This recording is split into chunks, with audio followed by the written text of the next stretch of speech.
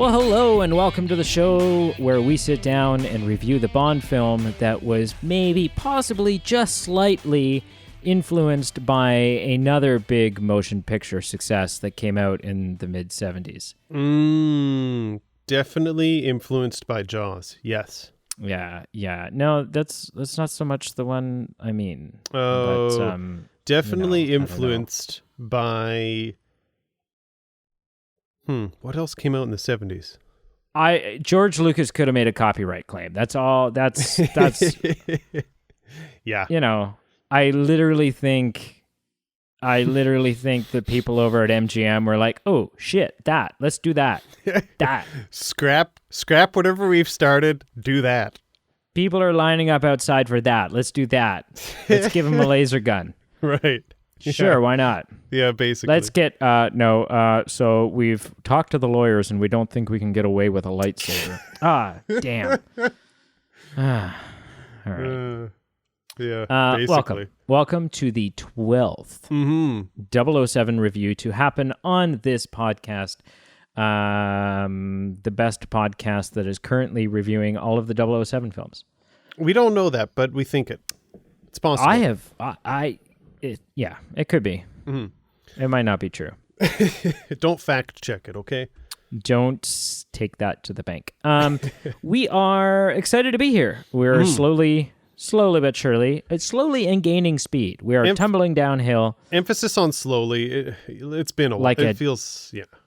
But we're picking up speed, man. Okay. We're like a chunky kid stuck in a garbage pail being pushed down a rocky hill. We're just going faster and faster, and there's a lot of bumps. There are a lot of bumps, and it's not super pleasant and enjoyable all the time. And we sometimes get queasy and nauseous. Sometimes we get very nauseous. But ultimately, it's those kids that grow up to get the girl. I bet you 007 was a chunky kid getting pushed down the hill in a garbage can. I'm just saying that. Hard to say. Yeah. I mean, it's safe to say because who's gonna prove me wrong? Call us out on that. Yeah. What does the 12-year-old James Bond canon look like? Nothing. There's nothing. Get over yourself. Frig. All right. So welcome, Moonraker. Yes. If you're new to our 007 podcasts, I'm sorry about your luck. No, we rank the 007 films based on 8 different categories. We rank them 0 to 10. We take all those numbers at the end. We divide them by the number of categories that we have, which is 8, to find our average. Boys That's how and it girls. works. I did so much Pythagorean theorem today. I just need to put that out there. While we're talking about math, nice. I did a lot of triangle math today. Nice. I figured out a lot of C-squareds is what I did. Yes. Yeah. So anyways, let's just barrel into this. Let's do it up. Let's do it. Yep. Plot. I gave this a 5. Sure. As I mentioned in our last 007 episode, I think we're in an era of easy to follow plots. Yes. I think you no longer need to, pardon the pun, be a rocket scientist to sort out what the hell is going on, which excites me because I feel like I can watch a little more easily now. I don't have to be like glued to the screen trying to figure out. Like I always pay attention, but I'm like, shit, did I miss one? Like, okay, now we're in a different country. Did someone wink at someone else, and that explains why this is what's happening now? Like, what did I? Quite literally, like a wink. Like those subtleties. Yeah, what have I accidentally missed? Yeah. So that no longer seems to be a thing. However, and you know what? And I thought the plot was really interesting at first. We have this plane or this spaceship that is hijacked mid-air. That was cool. You know, there's the guy that makes the rocket. Seems kind of fishy himself, but ultimately they're taking a bunch of crack at Bond.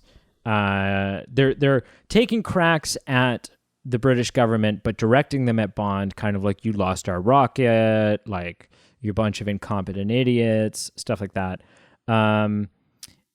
And then there's just it's whatever series it is that we're talking about, whether it's Friday the 13th or the Leprechaun films or whatever. You reach a point where you feel like, I don't know where else to go. It's time to go to space. Sure.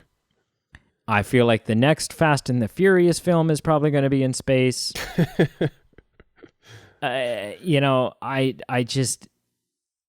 It reaches a point, I would say the last quarter of this film is such bullshit garbage. Oh. And they just go, yep. Like, it was like they were like, wow, we're really onto something.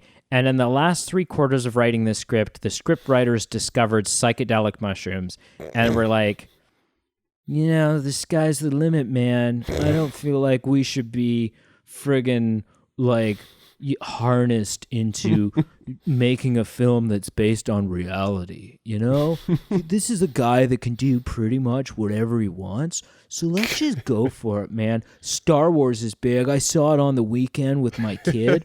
I think that's the future, man. Let's put Darth Vader in there, man. Like, it was so stupid all of a sudden. Yeah. And so over the top and so corny and so laughable. You know what? Had Bond ended up in space, had the villain had a lair on the moon, whatever, I could get behind that. Honestly, I could have. Sure. But the fact that we're instantly all space experts and Bond can man a friggin' flight into orbit and like it just defy, like I was just shaking my head going, no, this is BS. This doesn't make any sense. So 5 out of 10. Probably deserves lower. But you were generous. But I gave it a 5 because I could follow it. And that, to me, that's still a new enough experience for me in Bond films that it scores well because of it. Yeah. No, that's fair. I give it a very similar score of 4. So, there was a couple things I did enjoy. I was a little nervous at first because we started off with Bond heading to the United States of America.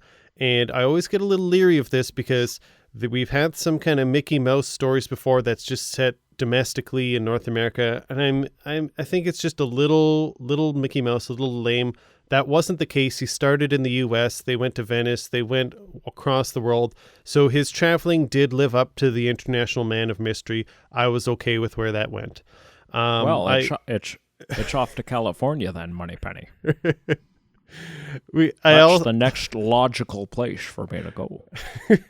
I also love the comeback of the Sean Connery accent. That needs to happen more. Thank you. Yeah. I love the fact that we returned to St. Mark's Square and we returned to Venice. Loved it. What I did not like was I just felt the film was just too long, too drawn out.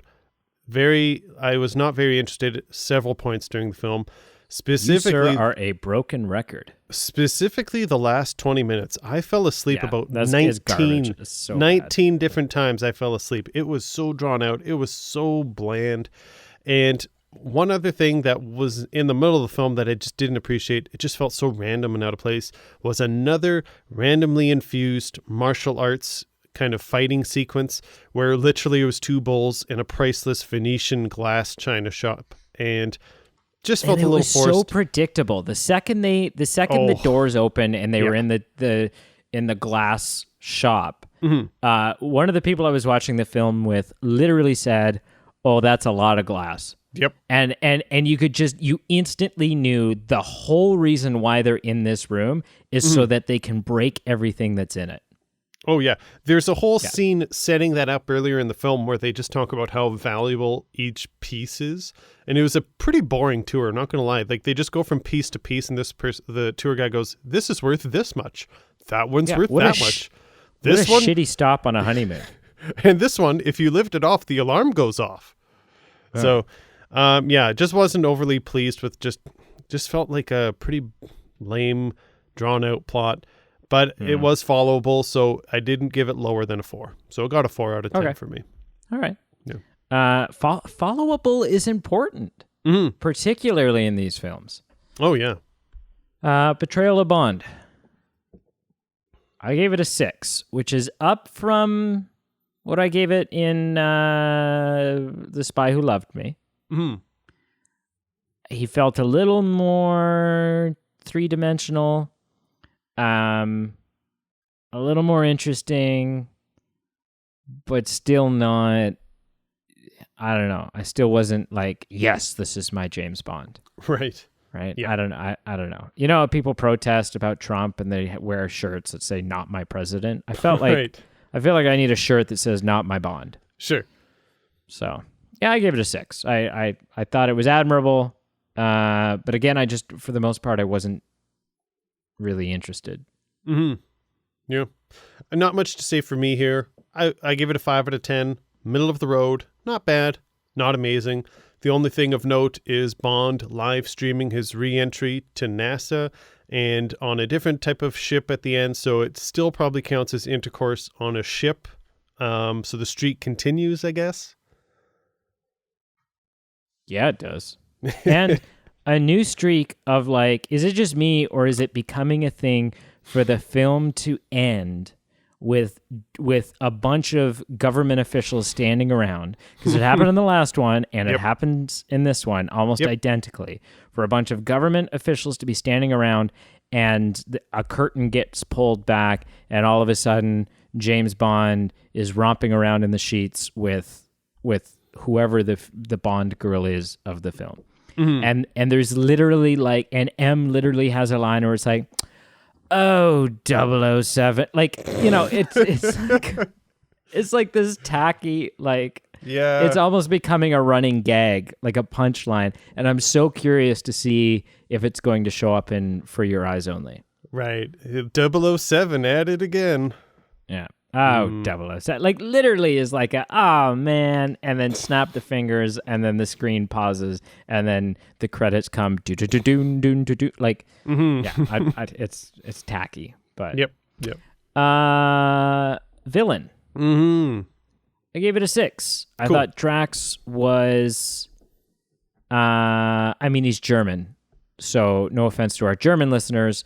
Germans make great villains. Sure. I don't know why... It's probably got something to do with World War II. Probably. And probably, not that we have anything against the Germans. I love Germany. No. I love the Germans. But just in media and in Hollywood, you know, there's something menacing about a German accent. And so, and kind of fun and familiar about sort of a rivalry between the British and the Germans. And yeah, so I don't know. Drax you was interesting. You have to look at the era too, right? It's relatively, 20, 30 years fresh. Post World War II, so it's still fresh. There's still fresh. The Cold War's kind of booming up, so there's a bit of animosity with the the Berlin Wall and all that kind of crap. So I think, and you know what? I think Drax was particularly interesting because he was the villain. He was pulling the strings. Like he's the guy that like not faked his own death, but like killed his own cat and then hired the detective to find out who killed his cat. right? Like yeah. Like he was the guy. He was playing the victim. He was playing the role of the victim, even though he was the perpetrator. Right. Yes. So that I found, I don't know. It was fresh. It was unique. Mm-hmm. I also gave it a 6 out of 10. I'm going to hit on Jaws a little bit here. I mean, I start the film and I'm wondering, like, is he dead? Like, where are we with Jaws? He came back for a second film in a row. Oh. Jaws is just like, he's just immediately back. Yes. And to be honest, I'm getting a little tired of, again, I've touched on this in the last episode, getting tired of his bullcrap. Just, he survives falling from a plane. He has this brute strength. He's able to chew on cable car lines with his teeth, going over waterfall and surviving. Just, he's becoming invincible. And I'm just getting, like, it's getting to the point of ridiculous. He is at the same level as Emperor Palpatine.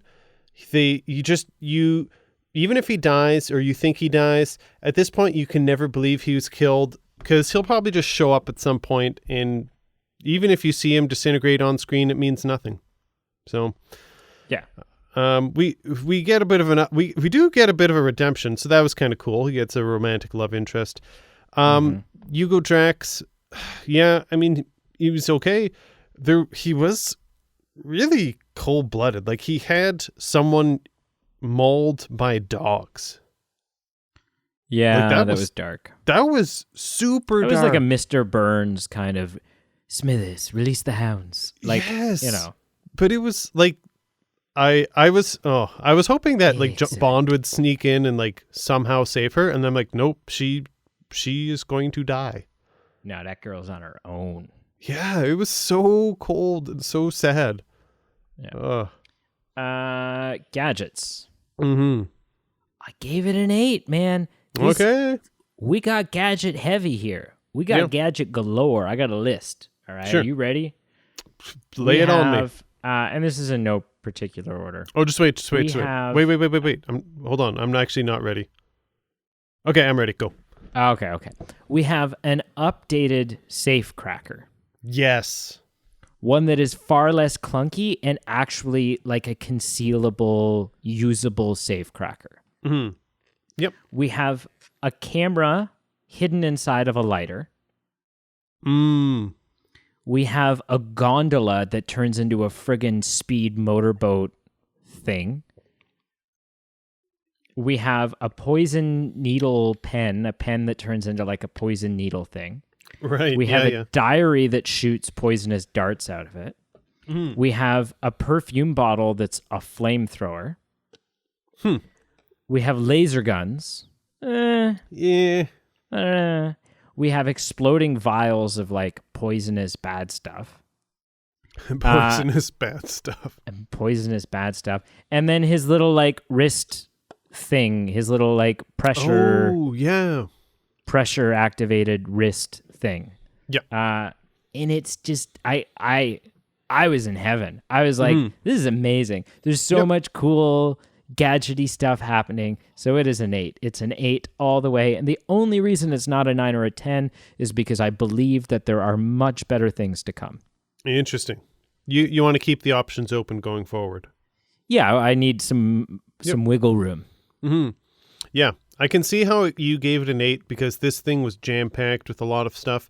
I didn't give it as good of a score, but I gave it a respectable 6 out of 10. I loved the X-ray safe cracking device. I loved the dope TV monitor in M's office behind the sliding picture frame. So a couple things definitely I appreciated, but ultimately a 6 out of 10. Cool. Fights and action. I gave this a 7. Whoa. Again, I thought everything was relatively good, despite the space stuff. The issue with the stuff in space and the laser gun fights and stuff, the issue with that wasn't the action. That was a plot issue. That was right. No, I wasn't struggling with that. The one thing that I will talk about, something I think that really bumped this up for me. The assassination attempt that happens when Bond is in the G-Force simulator. Right. That stressed me out. Yeah, it was uncomfortable to watch. Like, just something about him, like, you're seeing what kind of G's he's pulling. He's approaching on 7 G's, and he's becoming more and more lightheaded, and his face is turning color. And I'm like, I don't know how he gets out of this. Yeah. Like, I think that was the first moment where I felt, I don't know how Bond is going to make it out of this one. Yeah. And so I think that really boosted it up for me. Cool. Yeah. So I gave it a 7. I gave it a slightly lower, well, moderately lower anyway, a 4 out of 10. There was one thing I did like was we opened up with Bond in a plane, and there's just the same droning of hand-to-hand combat, and I'm just like, oh, here we go again. But then once they dive out of the plane, that was actually a fantastic scene. I was really drawn into it. We've got the Bond 007 theme. The parachute. Yeah, we've got the 007 theme playing, and it was just a very fun, energy-infused scene. I thought it was a refreshing surprise. one other thing I thought was just kind of fun that I definitely saw coming a mile away, but it was still fun to watch as it played out. There's the quail hunting scene, and then he's with the villain, and Bond shoots, misses the quail. There was another adversary in a tree who was taking aim at Bond, and the villain goes, "You missed," and Bond says, "Did I?" Raises an eyebrow, and the nemesis in the tree falls out dead. So that was pretty cool. And you know what? Honestly, I didn't catch that. Like, I saw it happen. I didn't see it coming. I love that. Yeah, it was pretty cool. There were some things that just kind of dragged for me. We have another episode where we have a boat chopped in half during a chase sequence. We've got another car boat, or in this case, a boat car. And what's that? You missed the first overly drawn out boat scene in this film. Don't worry, there is a second one later on. So I give it a 4 out of 10. Yeah, I got to be true. Got to be true here. Okay. Bond girl. So I'm classifying the Bond girl being the doctor. Dr. Holly Goodhead. The astronaut. Yeah. Yeah. I gave her a 5. Yeah. I thought she was strong, independent. Sure. Interesting, but we didn't really get any backstory. I don't know who she is. I don't really know anything about her. No. So ultimately, I don't really care about her. Like, I didn't get invested. She was just a prop piece. Sure. As far as the story goes. Yep. Yeah. So I gave it a 5. I gave it a 3. Oh, yeah, you didn't like it either. For the same reasons, yeah, we there's really not much for us to anchor or hook into to root for. It basically, the biggest backstory we get is when Bond meets her and says, "A female doctor," in a completely surprised tone, and it go, which is, definitely a little bit of a patriarchy kind of moment. Very much so. And yeah, beyond that, there was nothing really that we got information about her. And 3 out of 10. Yeah. She wasn't delved into, and that's about all there is to that. Yeah, I get that. Mm-hmm. Supporting characters. Are you ready? I hope so. I gave this a 7. Yeah. Okay. I gave it a 7 because of one moment. Well, I mean, we have a heavier Q presence again. Yes. Is it just me, or did Moneypenny age like 30 years? Is it a different actress in this one? I think it's the same one. She just looked a lot older all of a sudden. Like, it was, she like switched to one of those like low maintenance older lady haircuts, and it was just like not flattering. And right. I don't know. Maybe this sounds awful, but I wasn't feeling it. I didn't hone in on that, but that's fair. Okay. Oh, okay. M's back. M's got, just like in the last film, M's got a little bit more of a presence in this one. We see him a couple of times. Yep. Why does Moneypenny seem to have a desk friggin' everywhere? No kidding. Like he shows up in just places, and they're in like a temple or in the middle of the jungle or on the moon, and he rounds the corner, and Moneypenny is like, "M is waiting for you, 007. Head on in and see them." Okay, I will, Moneypenny, but don't you? Literally, they don't can you be want in to a look at me first? And they'll be at like a Taco Bell in like Reno, and she has a desk there. Yeah, head on through to the back, and there's Moneypenny's desk, and it's like, what? Like, why are you all just set up here conveniently, ready to go in Rio? Yeah, But so the moment that just icing on the cake to this one for me was a Q moment when Q is giving Bond the pressure activated wrist thing, and Bond says, do you do it like this? And he like does it, and it shoots the dart into the portrait. Oh yeah.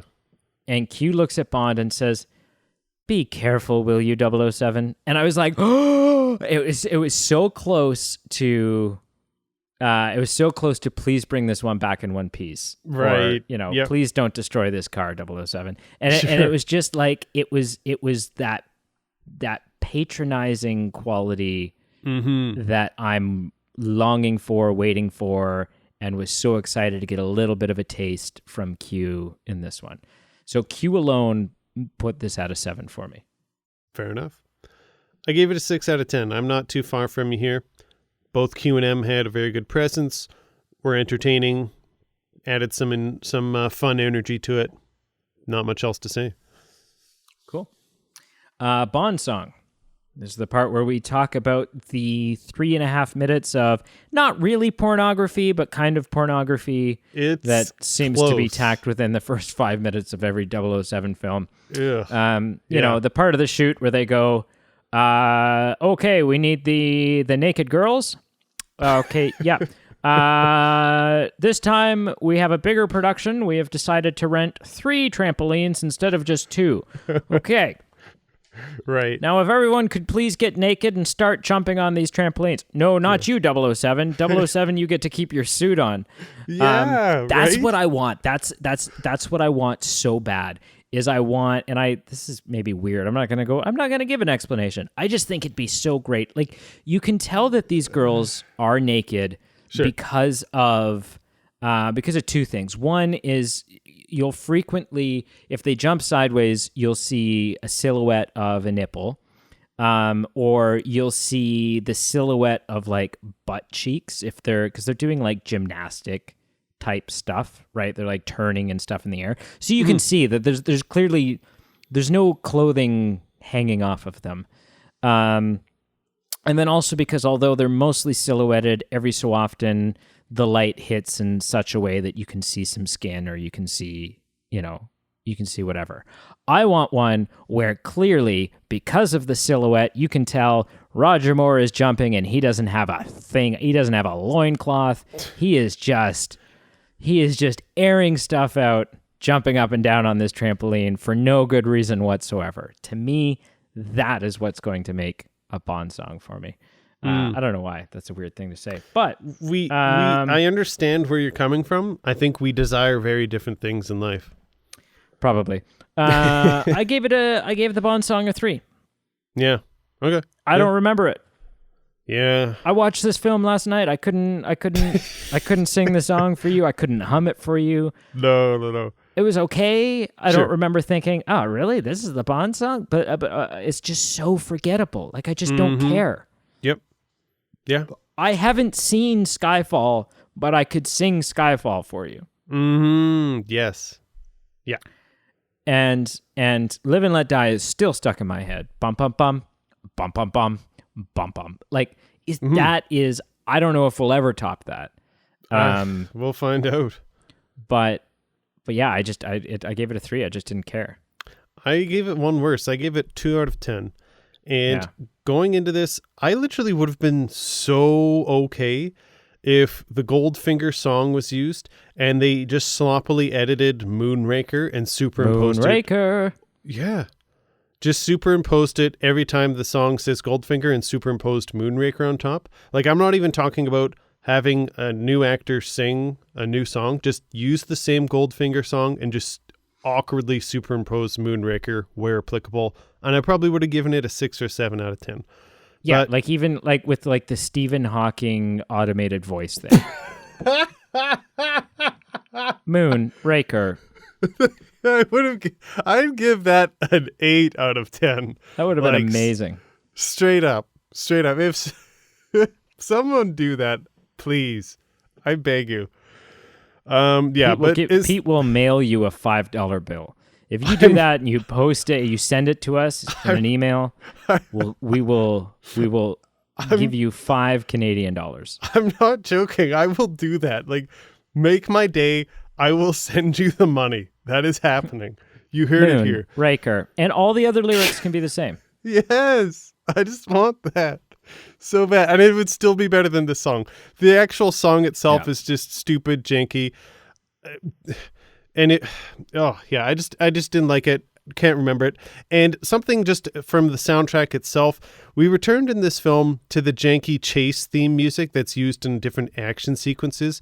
And it's happened a lot in the Sean Connery films, not as much as in the Roger Moore films.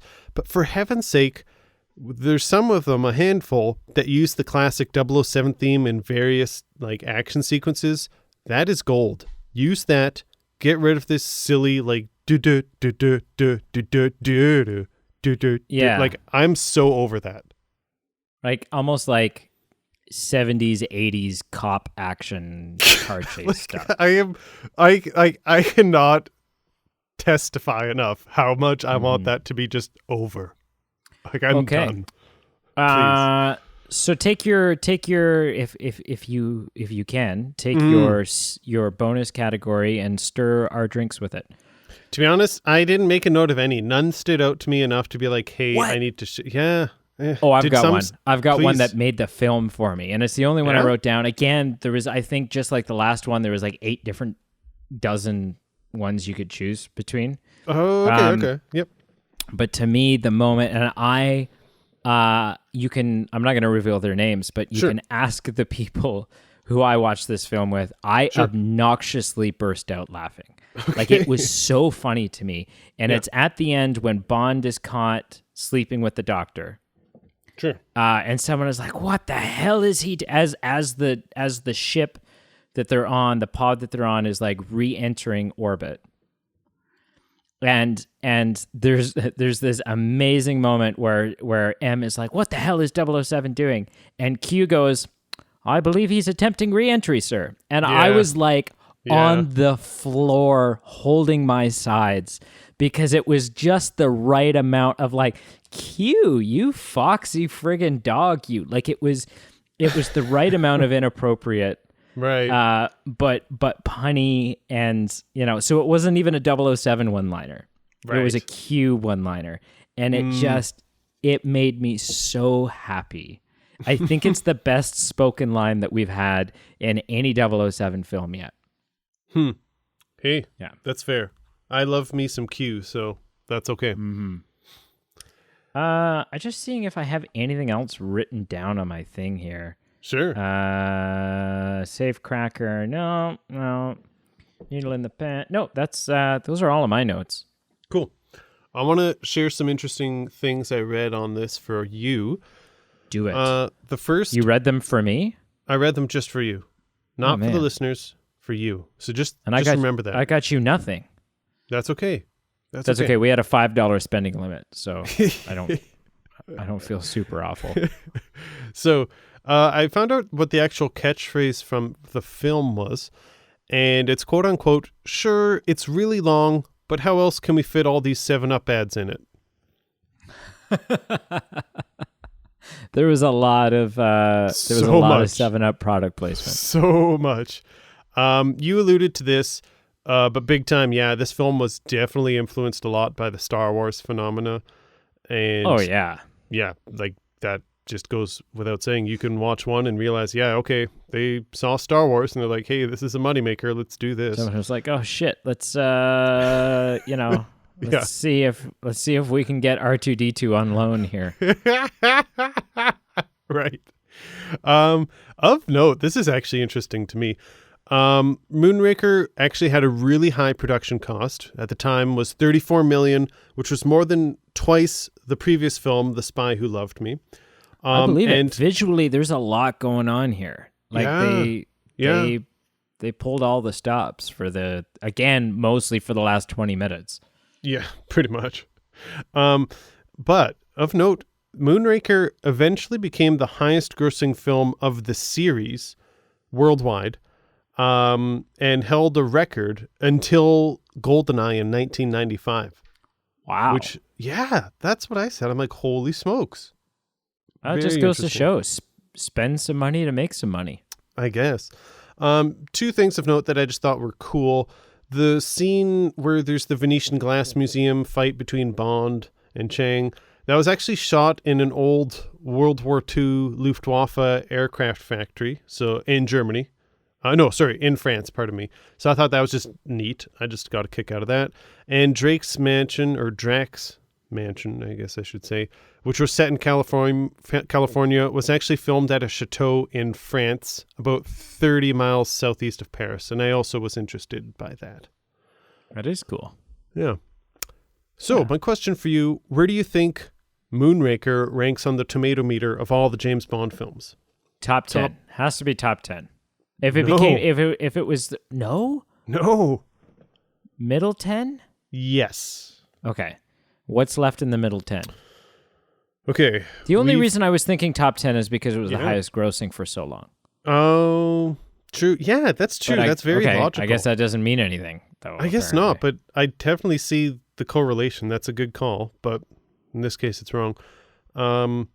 You have 12, 13, 14, 17, 18, 19. Oh, there's a lot. Okay, I'm going to go with 17. Close. It was 19th on the list. Okay. Yeah. I think that's where it belongs, further towards the tail. Yeah. Of note, it was 60% on the tomato meter. Once you get past the halfway point, it's a pretty ridiculous movie. Oh, for sure. Yeah. First half was good. I really enjoyed the first half, but then it gets kind of silly. Yeah. So, all right. So did you reveal, what did you give this out of 10? Oh, holy cow, man. We almost skipped all that. So if we total everything up, a 5.9.